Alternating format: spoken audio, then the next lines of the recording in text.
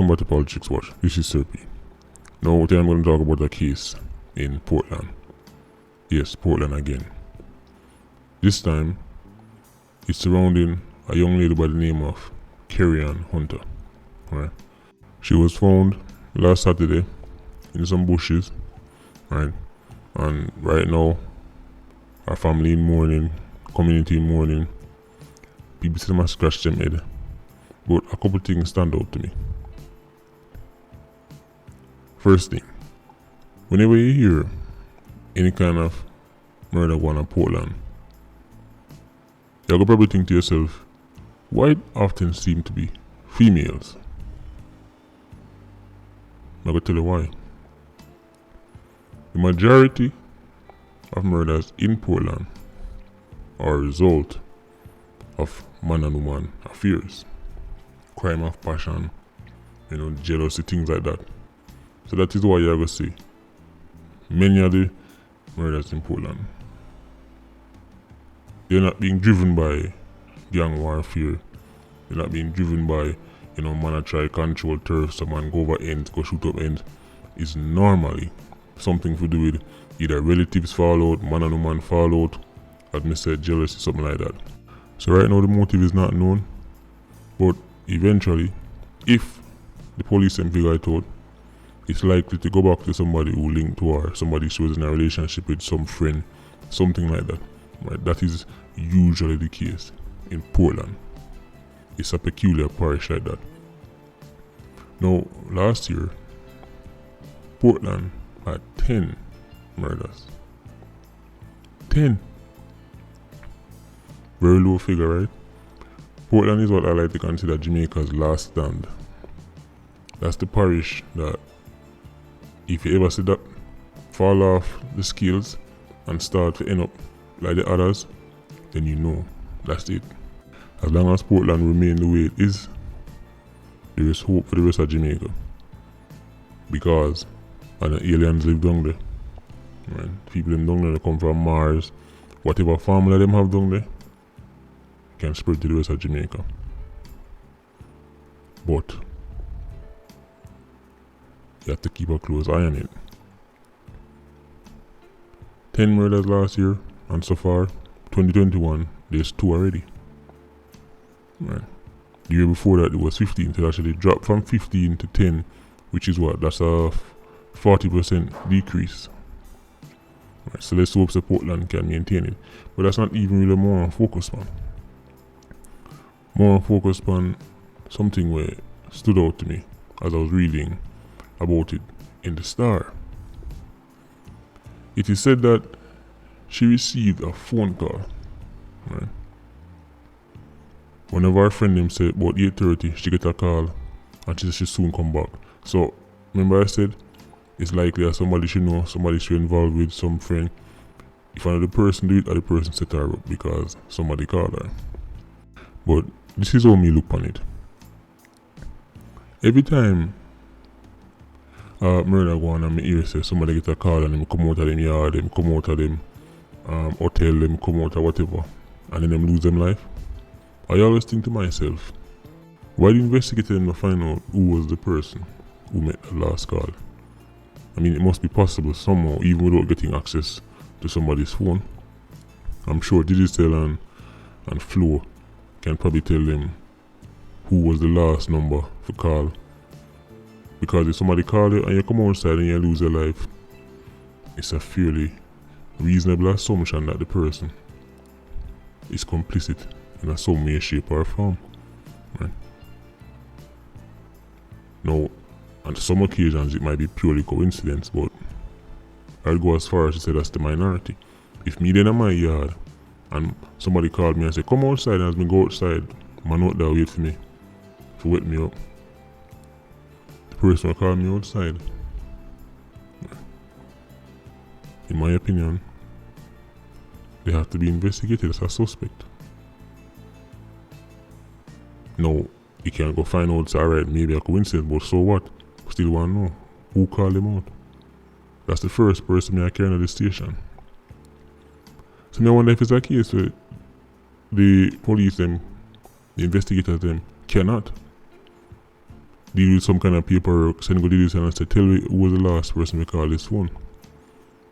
Because if you call this man and them gone, the amount of cases in Jamaica, I think, will I get solved if we just find out who made the call. It's one of the most common tactics used to get out somebody. It's right up there with the kerosene. With, you know, getting the kerosene for carry go somewhere or make telephone meet or somewhere. Well, the phone call from a friend or somebody you know to go meet them and then you go missing. That's that way up at the top too. Right, in terms of strategies to get out somebody. Because a stranger can't call you and tell you if you come nowhere, you know. It has to be somebody we you know and have a good rapport with. Right. Because if your man go call you and tell you say, yo, come link me right here so. A matter of fact that can't even be no normal person. It have to be somebody where you're close to, because even somebody who you know but you're not really close to them can't call you. Sorry, let me take that back. Can't call me and tell me come meet them no way. In order for you to do that, it has to be somebody where you trust. It has to be somebody where you have a good level of relationship with them. Can say, yo, link me down here so. That's why you notice anytime you hear somebody get called out of them house at night time, it have to be a friend. Somebody in a random person in the community can't call you out of your bed and you just get up and gone out there. You have to, no Simon voice that, and the way Simon go to get up and gone out the door to him. You don't even think twice about it. It have to be someone like that. So enough of these cases, I think when they recreate it back, right, the people who make them call it, you're supposed to can find out who. Because you have to come explain to me. You have to explain to me why as soon as you make the call, this man didn't get found again. And that's why after certain hours the man can't call me. I come tell him come meet him now and come outside for what? You better put one note on pigeon and send the pigeon come. And when I done read the message, I put my note on the pigeon and send him back to you. Cause right now you can't trust a shadow after dark. Place too serious. Now next thing I want to touch on briefly before the video end is a story from Chilani. Remember the Geddes story, Tamara Geddes? Her sister Nadine Geddes and her two daughters them. Well, them plead guilty now. Can you imagine that? Mother and two daughters have plead guilty in the killing of them sister and auntie. People who live in the same yard, probably grew up, eat out of the same pot, use the same broom, and drink from the same pipe. Just like that. One gone at the grave. Next set, gone at jail house. Although, because them plead guilty, their sentence won't be as harsh, right, as if they carry go trial. And I noticed that the three women them plead guilty. Right. And in general, in case you don't know, women they really get fling in front of judge. Like man. It's very rare to see a woman get a big sentence for murder. Right.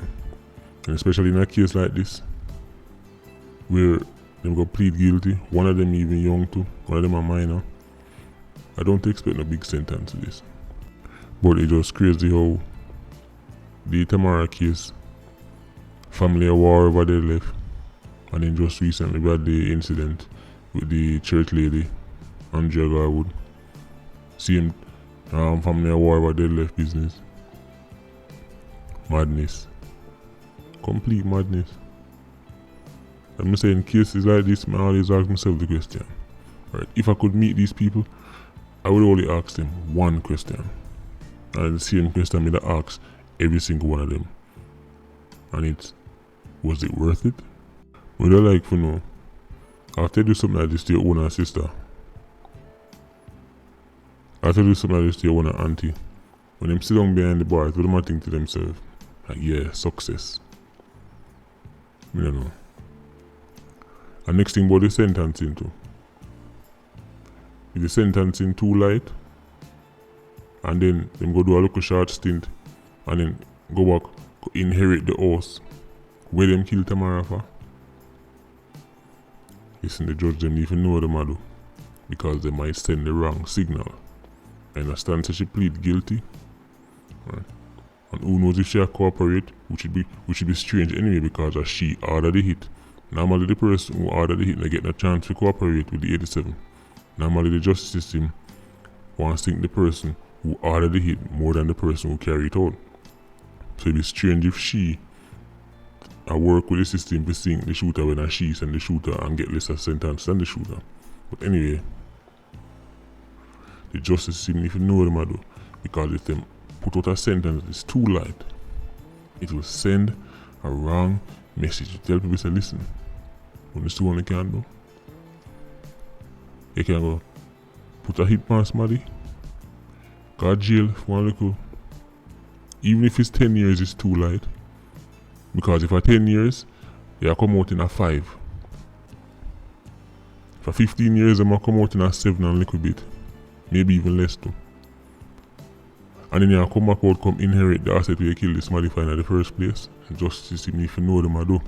Right, I understand the whole plead guilty thing and, free up the justice system and make certain things flow through faster. I understand that. But for some cases, only if you know the kind of message you want to send, because we want to encourage other Jamaicans. Because you know the culture stay already. Right. Man, it's still gonna match it out in them head and say 5 years of jail is worth killing somebody. If at the end of it, you're gonna get one whatever house to yourself and one whatever land to yourself and all this, people go sit down in jail for 5 years. If them know, so them can tell themselves, all my friends just plead guilty. So the justice system have to be careful. Real careful. But I guess they are the legal experts. They must know what they do. I'm just YouTuber making up things to get views. Anyway, Patreon Squad, look for yourself. PIA, I don't know, more life. Vulture Squad, stay circling. Bless.